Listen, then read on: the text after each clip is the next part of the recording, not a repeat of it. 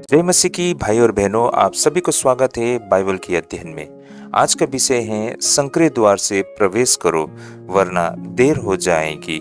मैं फिर से दोहराना चाहूंगा, संकरे द्वार से प्रवेश करो वरना देर हो जाएगी। विषय को लिया गया है लूका रचित सुसमाचार 13 अध्याय 18 से लेके 30 पद तक। Gospel according to the Luke chapter 13 verse 18 up to 30। तो चलिए पहले हम वचन को पढ़ लेते हैं। तो वचन यहाँ पर इस प्रकार लिखा है। फिर उसने कहा, परमेश्वर का राज्य किसके समान है और मैं उसकी उपमा किससे दूं? वह राई के एक दाने के समान है जिसे किसी मनुष्य ने लेकर अपनी बारी में बोया और वह बढ़कर पेड़ हो गया और आकाश के पक्षियों ने उसकी डालियों पर बसेरा किया। उसने फिर कहा, मैं परमेश्वर के राज्य की उपमा किससे दूं? वह खमीर के समान है जिसको किसी स्त्री ने लेकर 3 पसेरी आटे में मिलाया और होते होते सब आटा खमीर हो गया। वह नगर नगर और गांव गांव होकर उपदेश करता हुआ यरूशलेम की ओर जा रहा था। और किसी ने उससे पूछा, है प्रभु, क्या उद्धार पाने वाले थोड़े हैं? उसने उससे कहा, सकेत द्वार से प्रवेश करने का यत्न करो, क्योंकि मैं तुमसे कहता हूं कि बहुत तेरे प्रवेश करना चाहेंगे और न कर सकेंगे। जब घर का स्वामी उठकर द्वार बंद कर चुका हो और तुम बाहर खड़े हुए द्वार खटखटा कर कहने लगे, हे प्रभु, हमारे लिए खोल दे, और वह उत्तर दे कि मैं तुम्हें नहीं जानता, तुम कहाँ के हो? तब तुम कहने लगोगे कि हमने तेरे सामने खाया पिया और तूने हमारी बाजारों में उपदेश किया। परंतु वह कहेगा, मैं तुमसे कहता हूँ, मैं नहीं जानता, तुम कहाँ से हो? हे कुकर्म करने वालों, तुम सब मुझसे दूर हो। वहाँ रोना और दांत पीसना होगा जब तुम इब्राहिम, इसहाक और याकूब और सब भविष्यद्वक्ताओं को परमेश्वर के राज्य में बैठे और अपने आप को बाहर निकाले हुए देखोगे। और पूर्व और पश्चिम और उत्तर और दक्षिण से लोग आकर परमेश्वर के राज्य के भोज में भागी होंगे।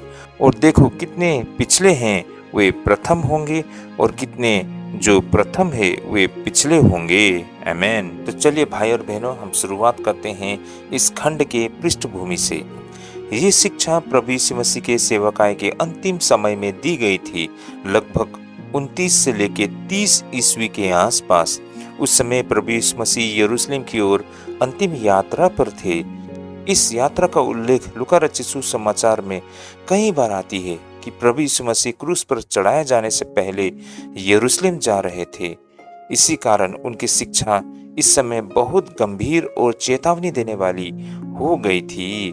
बाइबल में सटीक गांव या नाम नहीं दिया गया है, लेकिन संदर्भ से पता चलता है कि ये घटना यरूशलेम की ओर जाते समय रास्ते में किसी नगर या गांव में घटी थी।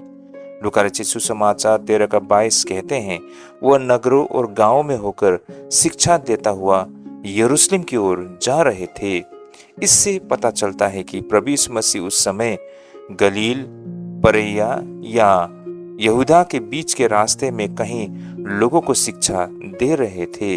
उस जमाने में भाई और बहनों, यहूदियों के बीच में एक विश्वास बिल्कुल आम दिखाई पड़ती है। जैसे उस जमाने के यहूदी माना करते थे कि केवल यहूदी होने के कारण वे परमेश्वर के राज्य में प्रवेश करेंगे, और उन्हें लगता था कि वे अब्राहम की संतान है, इसलिए स्वतः उद्धार मिल जाएगी। लेकिन प्रभु यीशु मसीह ने इस सोच को चुनौती दी।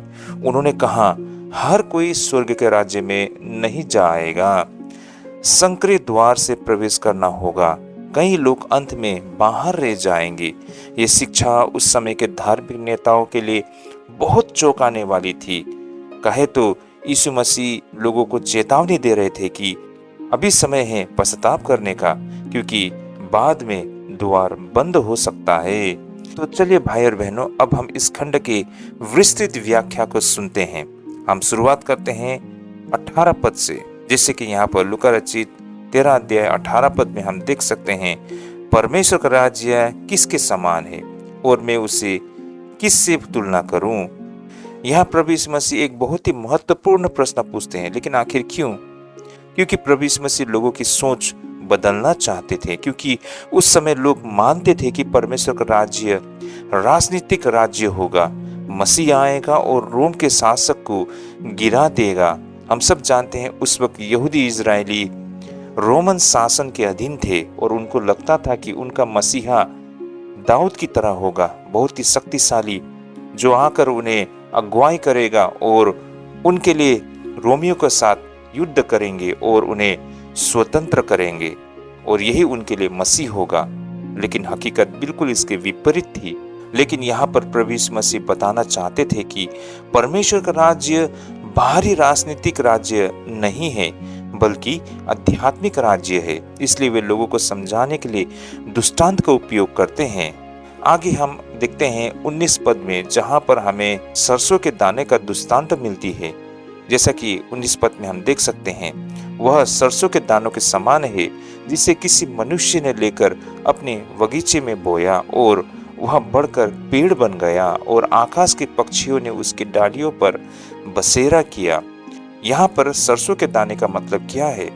सरसों के दाना उस समय के यहूदियों के लिए बहुत छोटा बीज माना जाता था, लेकिन उससे बहुत बड़ा पौधा उगता था। इसके आध्यात्मिक अर्थ में 3 बातें हमको दिखाई देती है। पहला तो परमेश्वर का राज्य छोटे से शुरू होता है। जैसे कि प्रभु यीशु मसीह ने जब सेवाकाएं शुरू की थी, उस वक्त केवल 12 चेले थे, कोई सेना नहीं था, कोई राजनीतिक शक्ति नहीं था। लेकिन आज हम देख सकते हैं कि करोड़ों लोग प्रभु यीशु मसीह पर विश्वास करते हैं। यह सरसों के दाने की तरह है। शुरुआत बहुत ही छोटी, लेकिन आज यीशु मसीह के कार्य ने विशाल रूप ले चुका है। आज देखा जाए तो दुनिया में सबसे ज्यादा अनुयायी प्रभु यीशु मसीह के हैं। दूसरा, परमेश्वर का कार्य धीरे धीरे बढ़ता है।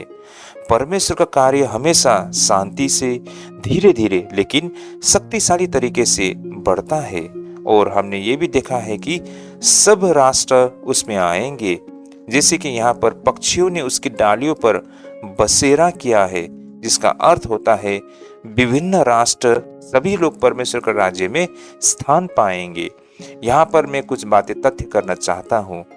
यहाँ पर जो राई की दाने और राई की साग के विषय में बताया गया है, आमतौर पर हमारे भारत में राई के पौधे कितने बड़े होते हैं? ज्यादा से ज्यादा 3 फुट। लेकिन हमें इन तथ्यों को समझना होगा कि इज़राइल में जो सरसों के साग होते हैं वो करीबन 7 से लेकर 10 फुट तक होते हैं, काफी ऊंचा, एक पेड़ की तरह। यही कारण उसके डालियों में पक्षियां अपने बसेरा बनाया करते हैं। और इसी बातों को आधार बनाते हुए यहाँ पर ये बातें कही गई है कि पक्षियों ने उसकी डालियों पर बसेरा किया है। तो भाई और बहनों, प्रभु यीशु मसीह का ऐसा कहने का मतलब ये था कि जिस तरह राई के पौधे पर चिड़िया अपने घोंसला बनाते हैं, उसी तरह भाई और बहनों, परमेश्वर का राज्य में सभी के लिए रहने का स्थान होगा। न कोई इसमें जाति, न कोई धर्म, वहां पर किसी भी प्रकार का भेदभाव नहीं होगा। न महिला, न पुरुष, न गरीब, न धनी, न रंग, न रूप, न जाति, न भाषा, हर किसी के लिए परमेश्वर का राज्य का द्वार खुला है। अब आगे हम देखते हैं लूका रचित सुसमाचार 13 अध्याय 20 और 21 पद, जहां पर खमीर का दृष्टांत दिया गया है। जैसे कि परमेश्वर का राज्य उस खमीर के समान है जिसे किसी स्त्री ने लेकर 3 पसेरी आटे में मिला दिया, यहाँ तक कि सब आटा खमीर हो गया। खमीर क्या करता है भाई और बहनों? जैसे कि थोड़ा सा खमीर पूरे आटे को बदल देता है। इसके आध्यात्मिक अर्थ इस प्रकार है, परमेश्वर का राज्य धीरे धीरे अंदर से पूरे जीवन को बदल देता है।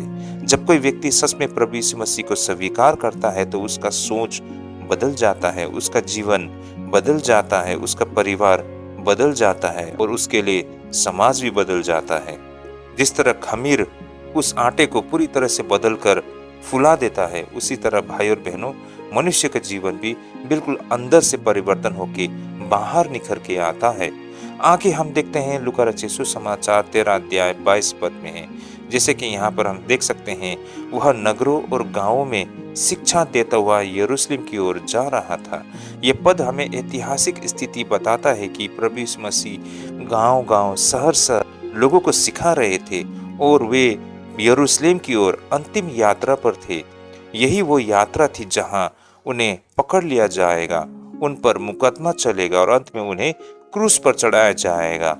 हम देखते हैं 23 पद में, जो कि महत्वपूर्ण प्रश्न हमें यहाँ पर दिखाई पड़ती है। किसी ने उससे पूछा, प्रभु क्या थोड़े ही लोग उद्धार पाएंगे? यह उस समय का बड़ा धार्मिक प्रश्न था। यहूदी रब्बी अक्सर बहस करते थे कि क्या अधिक लोग बचेंगे या केवल कुछ लोग, लेकिन प्रभु यीशु मसीह ने संख्या नहीं बताई। उन्होंने ध्यान व्यक्तिगत जिम्मेदारी पर लगाया। आगे हम 24 पद में देखते हैं, जहां पर संकरा द्वार के विषय में बताया गया है।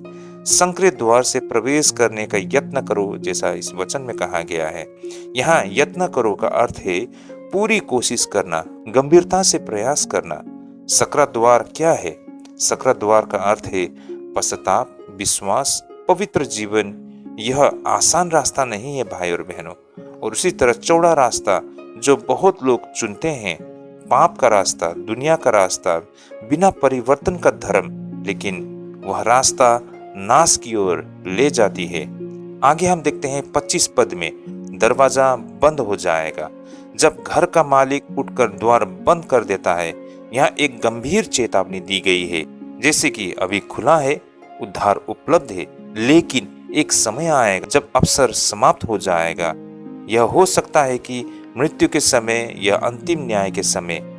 अब हम देखते हैं 26 पद में, जहां झूठा भरोसे के विषय में बताया गया है। लोग कहेंगे, हमने तेरे सामने खाया पिया और तूने हमारी गलियों में शिक्षा दी। अर्थात वे कह रहे थे कि हम तुम्हें जानते हैं, हमने तुम्हारी शिक्षा सुनी है, लेकिन यह पर्याप्त नहीं है। यहाँ पर 27 पद में प्रभु यीशु मसीह का उत्तर इस प्रकार है, मैं तुम्हें नहीं जानता। यह बहुत ही गंभीर वाक्य है भाई और बहनों। प्रभु यीशु का मतलब केवल धार्मिक गतिविधि पर्याप्त नहीं है, केवल चर्च जाना पर्याप्त नहीं है, केवल बाइबल सुनना पर्याप्त नहीं है। जरूरी है सच्चा संबंध, बदला हुआ जीवन। भाई और बहनों, ये सारे वचन किसी अन्य विश्वासी के लिए नहीं है, यह हर उन विश्वासी के लिए है। यही कारण भाई और बहनों, बहुत सारे विश्वासियों को लगता है कि चर्च जाना, सभाओं में भाग लेना, उपवास बैठना, दशवांश देना, प्रार्थना करना, ये काफी है। लेकिन भाई और बहनों, असल में प्रभु हमारा हृदय देखते हैं। क्या हमने प्रभु यीशु मसीह के साथ वो संबंध को स्थापित किया है या नहीं, वो बहुत मायने रखता है। क्या हम शुद्ध और पवित्र जीवन पर ध्यान लगा रहे हैं? क्या हम प्रभु को संतुष्ट करने के लिए प्रयास कर रहे हैं? क्या हम प्रभु की इच्छाओं को पालन कर रहे हैं? क्या हम प्रभु के आज्ञाओं को पालन कर रहे हैं? ये बातें मायने रखती है। आगे हम 28 पद में देखते हैं, रोना और दांत पीसने के विषय में बताया गया है। प्रभु यीशु मसीह कहते हैं, जब लोग देखेंगे कि अब्राहम, इसहाक, याकूब परमेश्वर के राज्य में और वे स्वयं बाहर है, तो वे रोएंगे और पछताएंगे। कितना भयानक दृश्य होगा भाई और बहनों, जब हम खुद को बाहर पाएंगे। हमने ये भ्रम बना के रखा था कि हमने यीशु मसीह के नाम से बपतिस्मा लिया है और स्वर्ग का राज्य हमारे लिए निश्चित है, लेकिन अंतिम समय में हम अपने आप को स्वर्ग राज्य के द्वार के बाहर पाएंगे तो कितना दुख का बात होगा, कितना अफसोस की बातें होगी, और उस वक्त कुछ नहीं किया जा सकता है। आगे हम 13 अध्याय 29 पद में देखेंगे, जहां पर सब राष्ट्र आएंगे, ऐसा कहा गया है। प्रभु यीशु मसीह कहते हैं, लोग आएंगे पूर्व से, पश्चिम से, उत्तर से, दक्षिण से, और परमेश्वर का राज्य में बैठेंगे। अर्थात परमेश्वर का राज्य केवल यहूदियों के लिए नहीं, ये सभी राष्ट्र के लिए होगा। और आखिर में हम देखते हैं 30 पद में, जहां महान उलटफेर के विषय में बताई गई है। जैसे कि यहाँ पर कहा गया है, जो पीछे हैं वो पहले होंगे और जो पहले हैं वे पीछे होंगे। इसका अर्थ है, जो लोग खुद को धार्मिक समझते थे वे बाहर रह जाएंगे, और जो लोग तुच्छ समझे जाते हैं और वे परमेश्वर का राज्य में प्रवेश कर सकते हैं। परमेश्वर का न्याय मानव सोच से बिल्कुल अलग है। अंततः इस पूरे भाग में प्रभु यीशु मसीह 4 चेतावनियों को देते हैं, जैसे कि परमेश्वर का राज्य छोटा शुरू होकर बड़ा होगा। दूसरा, उद्धार का रास्ता सकरा है। तीसरा, केवल धार्मिक पहचान पर्याप्त नहीं है। और चौथा, अवसर हमेशा के लिए नहीं रहेगा। तो इस तरह भाई और बहनों, कुछ बातों को आज हमें अपने आप से पूछने की आवश्यकता है। तो इस तरह भाई और बहनों, ये खंड हमसे पूछते हैं कि क्या हमारा विश्वास केवल नाम का है? क्या हम सच में यीशु के पीछे चल रहे हैं? क्या हम सकरे द्वार में प्रवेश कर रहे हैं? तो भाई और बहनों, इन प्रश्नों से हम अपने आप को परखने की आवश्यकता है। प्रभु यीशु मसीह हमें चेतावनी देते हैं कि आज ही परमेश्वर की ओर लौटो, क्योंकि अवसर हमेशा नहीं रहेगा। तो भाई और बहनों, आज के इस पूरे खंड से जो हम सीख प्राप्त कर सकते हैं वो ये है कि छोटे कामों को महत्व हमें देनी चाहिए। जैसे कि सरसों के दाने की तरह परमेश्वर का कार्य छोटा शुरू हो सकता है, इसलिए छोटी सेवा, छोटी प्रार्थना, छोटी गवाही को भी हल्का ना समझे। दूसरा, अपने जीवन में आंतरिक परिवर्तन होने दे। जैसे खमीर की तरह परमेश्वर का वचन धीरे धीरे हमारे पूरे जीवन को बदलना चाहिए, जैसे कि हमारी सोच, हमारी व्यवहार और चरित्र में। उसी तरह भाई और बहनों, इस खंड से हम जो सीख पाए हैं वो ये भी है कि उद्धार को गंभीरता से ले। प्रभु यीशु मसीह ने कहा कि संकरे द्वार से प्रवेश करने की यत्न करो। इसका मतलब है कि विश्वास को हल्के में न ले, बल्कि पूरे दिल से परमेश्वर के साथ चले। और हमने ये भी देखा है कि केवल धार्मिक गतिविधि पर निर्भर न रखे, जैसे कि चर्च जाना, बाइबल सुनना या धार्मिक परंपरा रखना पर्याप्त नहीं है। हमें परमेश्वर के साथ व्यक्तिगत संबंध रखना चाहिए और हमें समय रहते ही निर्णय लेनी चाहिए। दरवाजा हमेशा खुला नहीं रहेगा, इसलिए उद्धार और पश्चाताप का निर्णय आज ही लेना चाहिए। नम्रता से जीवन जिए। जो लोग खुद को पहले समझते थे वे पीछे हो सकते हैं, इसलिए हमें घमंड नहीं बल्कि नम्रता के साथ परमेश्वर के सामने जीना चाहिए। हर व्यक्ति को सम्मान हमें देनी चाहिए। परमेश्वर का राज्य हर राष्ट्र, हर व्यक्ति के लिए है, इसलिए हमें जाति, भाषा या पृष्ठभूमि के आधार पर भेदभाव नहीं करना चाहिए। हमें अपने जीवन से सच्चे विश्वास का फल दिखाना चाहिए। यदि परमेश्वर का राज्य हमारे अंदर है तो हमारे जीवन में प्रेम, दया और धर्म के फल दिखाई देने चाहिए। दूसरों को भी सुसमाचार बताइए।